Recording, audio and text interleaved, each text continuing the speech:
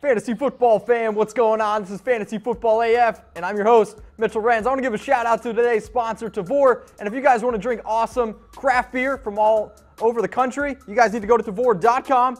You're going to use promo code CHATSPORTS for $10 off your very first purchase. Today, I'm sipping Top Cutter Indian Pale Ale. So Tavour, cheers to you, Fantasy Football fam. Let's hop into some high-quality rumors. And the first guy that I absolutely love talking about, it's going to be Drew Brees. And I want to know from you guys, is Drew Brees the fantasy GOAT? Is he the best fantasy quarterback of all time?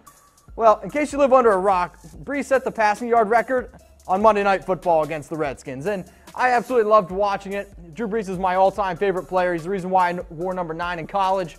Yeah, sure, it's baseball, but hey, I like to talk about my dude Brees. This past week, though, against the Redskins, 363 yards, 3 touchdowns. He absolutely balled out, and he's just been an absolute monster for fantasy football teams, and he's just the face of consistency. So he's got 499 career touchdowns, okay? And he has 11 all-time passing records.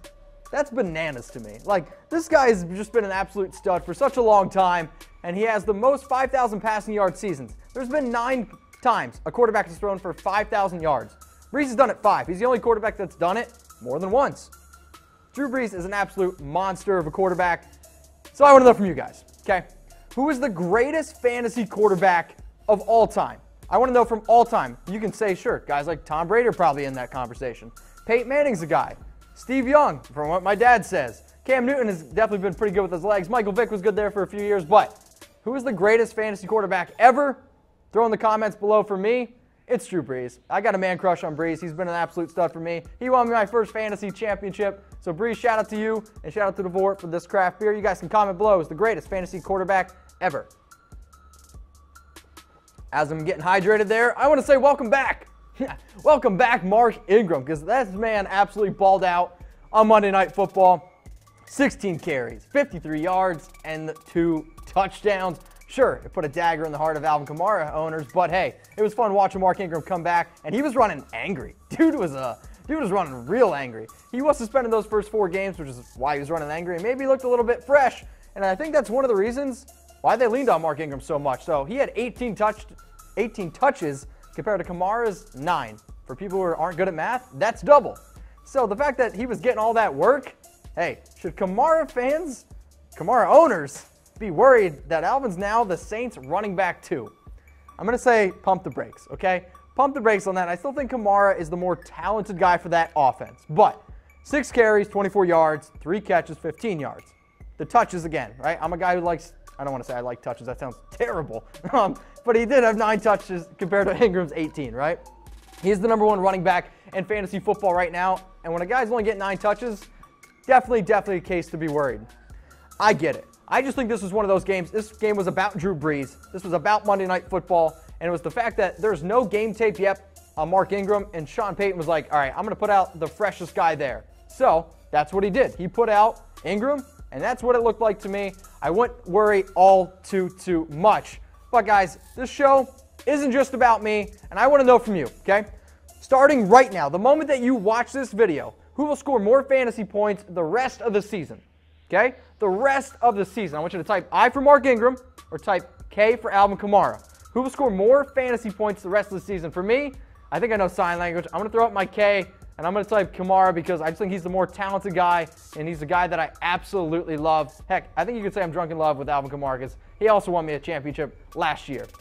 I'm also drunk in love with Tavour because they're sponsoring today's show. So shout out to them. And you guys need to go check out Tavour. You need to do that. You're going to go to Tavour.com. You're going to sign up for free. What do you have to lose? You're going to get beer. You're going to sign up for free. And if you use promo code CHATSPORTS, you're going to get $10 off. That's an amazing deal. So cheers to Tavour. I'm going to take a sip so I can hydrate so my voice doesn't squeal. Go to Tavour.com. Use that promo code CHATSPORTS for $10 off your very first purchase. I always trust Tavour. But I don't know if I trust this guy this week.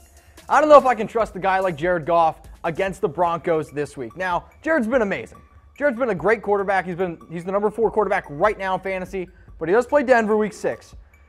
Denver's one of those teams that they either show up or they don't show up at all. And last week against the Jets, they didn't show up at all. But what really concerns me with Goff this week, as he might not have Brandin Cooks and he might not have Cooper Kupp, because both those guys are in the concussion protocol. Now, Sean McVay did come out on Tuesday and say that he does expect both of those wide receivers to play, but concussions are tricky. Concussions are something that I don't really like to bet on. And if you have another option, because chances are Goff was the second guy that you drafted, maybe you should lean to someone else. And I understand it's hard to sit somebody who is a top four quarterback. I get it. So, here are the top fantasy points leaders at the quarterback position this season. You got Patrick Mahomes at 131. Dude's been balling out. He did struggle a little bit this week against the Jags, but most teams are.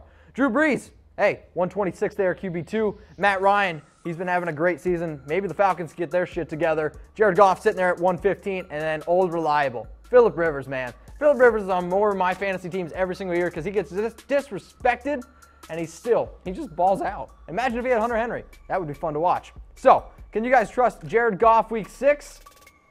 I don't know. It's a tough one.